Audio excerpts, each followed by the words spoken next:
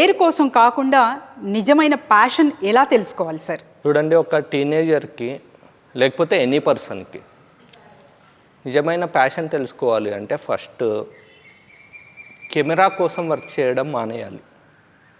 Recent trend ఏమవుతుందంటే, for example ఒక టీనేజర్కి గిటార్తో ఒక 4 ఫొటోస్ ఉన్నాయనుకోండి, తను ఏమని ఫీల్ అవుతుంటాడంటే okay I can play guitar very well అనుకుంటాడు.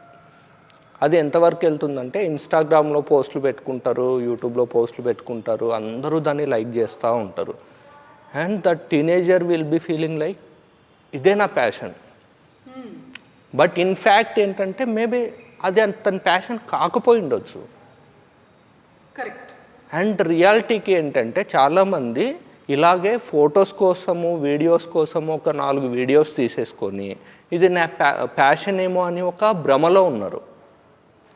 బట్ ఫ్యాక్ట్ అది కాదు కదా. మనకు ప్యాషన్ ఎప్పుడు బయటకు వస్తుంది?